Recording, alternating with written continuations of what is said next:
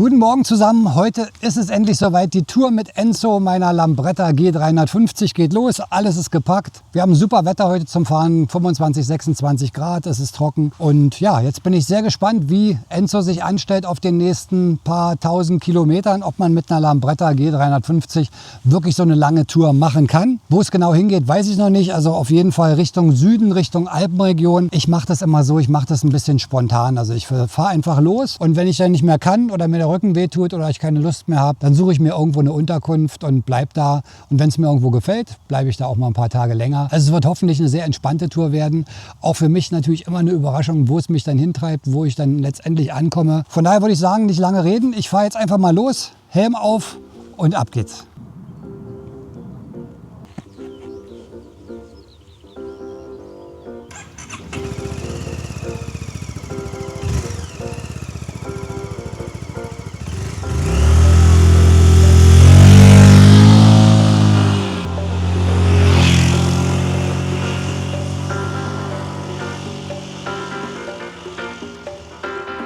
Enzo ist vollgetankt.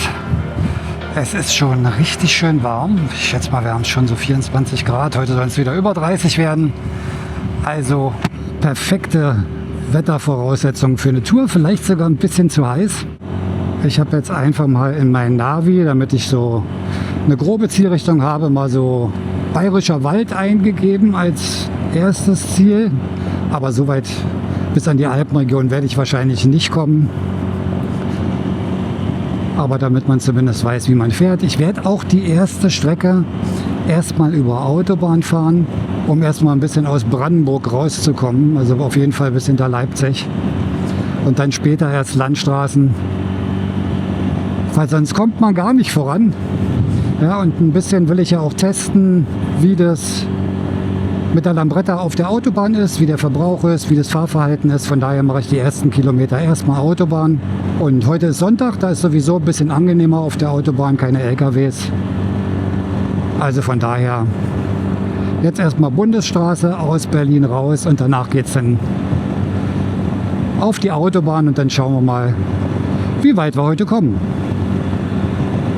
Aber ich freue mich auf jeden Fall tierisch. Ich hoffe, ich werde ein paar schöne Ziele finden. Ich versuche immer so die Touristenhochburgen und Großstädte auszulassen, weil Großstadt habe ich genug in Berlin und will versuchen, so ein bisschen ruhigere Gegenden zu finden. Ein paar schöne Landschaften, die ich noch nicht kenne, Strecken, die ich noch nicht kenne.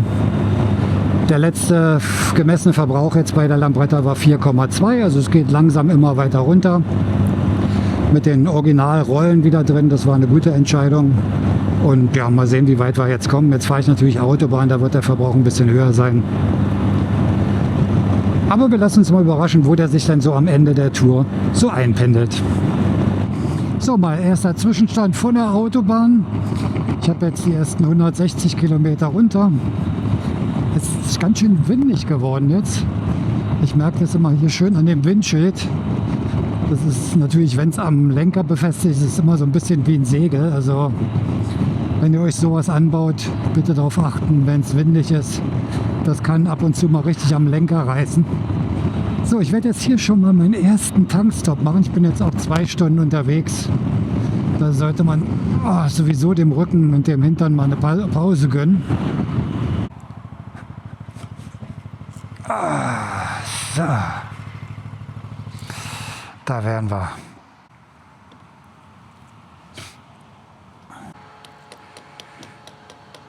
So, mehr geht nicht. Ja, ich dachte, ich schwitze mir heute einen ab bei 30 Grad, aber dadurch, dass es so starker Wind ist, ist es doch gar nicht so warm auf dem Roller. Hätte ich jetzt nicht gedacht.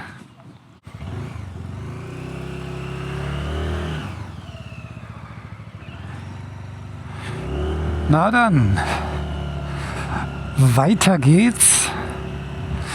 Aber ist vielleicht auch ganz angenehm, dass es nicht so super heiß ist, weil bei 35 Grad da macht es ja nicht so viel Spaß. So, Verbrauch lag, habe ich gerade gemessen, bei 4,2 Liter. Bei Autobahnfahrt mit um die 100, 110 immer. das finde ich jetzt an sich ganz okay. Also wenn man jetzt Landstraße fahren würde, so 80 bis 100, würde man wahrscheinlich unter 4 Liter kommen. Also deutlich, deutlich besser als meine anfänglichen 5,6 Liter mit den Tech-Pullis. Bin ich ganz zufrieden, also mit knapp über 4 Liter, Reichweite 200 Kilometer ist mir auch genug, weil dann kann ich öfter mal eine Pause machen, sollte man sowieso machen. Aber ansonsten Autobahnfahrt kein Problem. Also die Scheibe hält natürlich den ganzen Wind ab, der jetzt da ist. Von daher ist es relativ relaxed.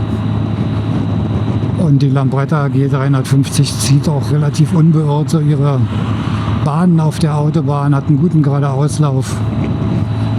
Da ist bisher echt nichts zu meckern. Das ist die erste lange Autobahnfahrt, die ich mache. Also bisher nichts Negatives zu berichten. Sitzkomfort auch gut. Gerade mit der Tasche hinten drauf, das ist sehr schön. Mit dem Anlehnen. Ja, und geht's weiter Richtung München. Ich schätze mal, dass ich so bis entweder Bayreuth oder Regensburg fahre und dann werde ich, glaube ich, wirklich erstmal für heute genug sein lassen. Nach 5 Stunden Fahrt sollte das reichen. Aber wir schauen mal, wie weit ich komme. Jetzt spule ich wieder ein paar Autobahnkilometer runter, ist ein bisschen langweilig. Von daher sehen wir uns später dann. Ja, irgendwie sieht es hier überall relativ nass aus. Hier muss es gerade geregnet haben. Aber ich bin bisher komplett verschont geblieben. Aber die Wolken sehen jetzt doch schon ein bisschen dunkel da hinten aus. Also ich werde wahrscheinlich jetzt mal einen Stop machen. Habe jetzt schon wieder 150 Kilometer runter. Zeit für einen Tankstop, damit es immer ein bisschen entspannt ist. Ich könnte noch weiterfahren, also 220 Kilometer Reichweite hat da wahrscheinlich locker.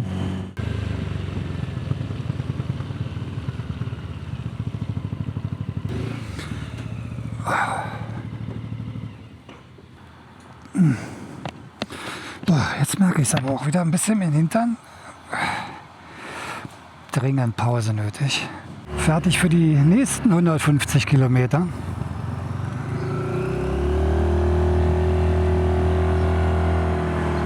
Ja, eben wieder getankt und Verbrauch ist noch weiter runtergegangen, obwohl ich jetzt gleiche Geschwindigkeit gefahren bin.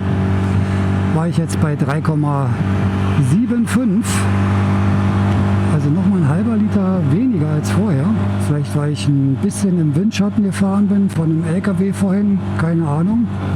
Ja, da vorne seht ihr schon überall nette Regenwolken. Ja, es ist aber immer das Risiko, wenn es sehr warm ist, dann kommen manchmal so Sommergewitter und dann kann es auch mal richtig schütten zwischendurch. Aber, klopf, klopf, Enzo und ich sind bisher komplett verschont geblieben. Also kein Problem. So, wir müssen wir kurz mal überholen hier. So, bergauf, vollgeladen und überholen, gar kein Problem. 120, 125. Also dafür reichen die PS aus. Ja, und bisher muss ich sagen, war jetzt kein Fehler, die Lambretta zu nehmen für die Tour. Hatte ich aber auch schon erwartet, weil das Fahrverhalten ist wirklich super und jetzt auch so auf der Autobahn cruisen mit 100, 110, auch mal 120.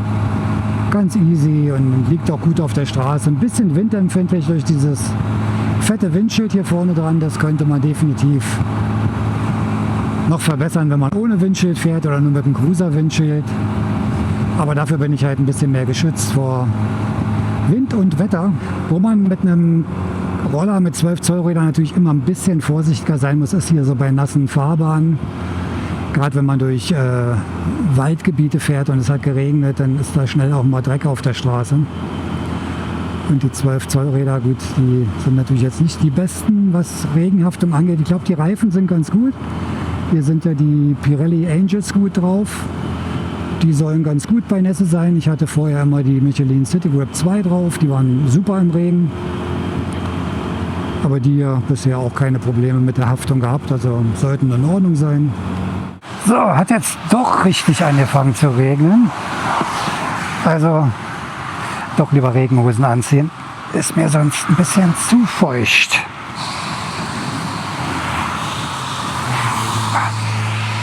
Das fühlt sich doch besser an. Kommen meine schicken Fäustlinge drüber.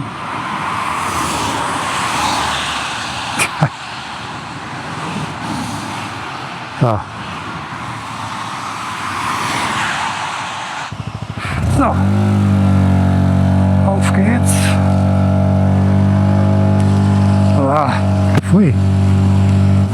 Besser. Gibt kein schlechtes Wetter, nur schlechte Kleidung, ne, wie man schon sagt. Füße bleiben trocken, wunderbar, und der Rest safe. Ja, wäre ja auch zu schön gewesen, wenn ich verschont geblieben wäre. Also kriegt Enzo jetzt seine erste Taufe, erste Regenfahrt.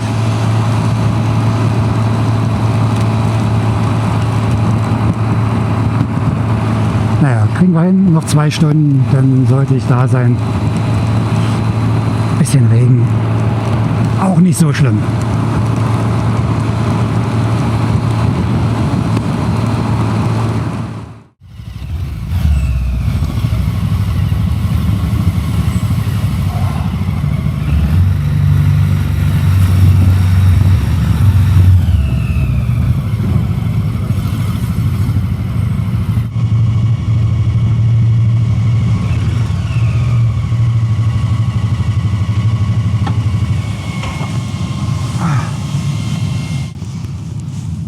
Geschafft.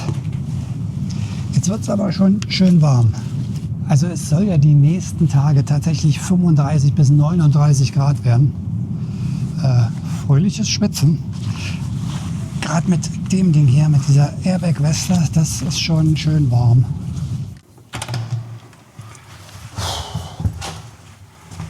Puh. So. Puh. Geschafft. So, wieder alles hochgeschleppt. Ich habe jetzt schon ein bisschen weniger gepackt. Also meine große Tasche hat tatsächlich nur 10 Kilo. Habe ich ein bisschen reduziert. Ich glaube, beim letzten Mal, als ich unterwegs war mit dem Zondas, hatte die irgendwie 15. Also mit Sicherheit. Aber halt mit meinem Fotorucksack noch und Airbag-Weste. Man schleppt doch immer eine ganze Menge mit. Aber gut angekommen. Einmal komplett durchgeschwitzt. Es ist so warm draußen. Es sind jetzt irgendwie, ich glaube, 32 Grad oder so. Also da hinten ist eine Dusche, die werde ich gleich mal brauchen. Ich zeige euch mal kurz das Zimmer. Ich bin jetzt im Best Western in Regensburg. Habe einen ganz guten Schnapper gemacht mit 90 € pro Nacht. Auch super nett hier alle, also kann ich sehr empfehlen. Und so sieht dann das Zimmer aus. Super Standard, 4-Sterne-Hotel. Und für den Preis kann man echt nicht meckern. Ja, so ein einsam eingerichtetes Bett. Fernseher für Fußball, falls heute Fußball ist, weiß ich nicht. Und ein schönes großes Bad. Also ihr seht, das ist wieder eine ganz schöne Strecke geworden. War jetzt 7 Stunden unterwegs fast. Doch eine ganze Menge geworden. Aber sind auch knapp 500 Kilometer und mit den ganzen Pausen und Tanken und so ist es normal. An sich wollte ich kürzer fahren. Es hat wieder nicht geklappt. Ich bin wieder einfach zu weit gefahren. Es hat zwischendurch auch geregnet dann, aber richtig geregnet. Deshalb dachte ich, ach, jetzt ist egal, fahr durch, war ja bequem auf der Lambretta. So, dann jetzt schnell unter die Dusche, dann was essen gehen und dann schaue ich nachher noch mal kurz am Laptop, wo es dann morgen hingeht. Habe ich noch nicht so die Idee, aber da finde ich schon was. So, ich habe jetzt noch einen Italiener hier in der Nähe gefunden, glücklicherweise. Habe eine leckere glutenfreie Tonno-Pizza gegessen.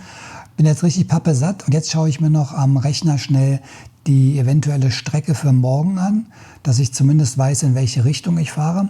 Ich habe mir da was ganz Interessantes rausgesucht, wo ich auch noch nicht war.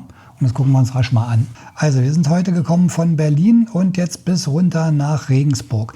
Und jetzt von Regensburg werde ich morgen weiterfahren, hier unten Richtung Österreich. Und zwar Richtung Salzburg und dann Berchtesgadener Land. Soll sehr schön sein, war ich noch nicht.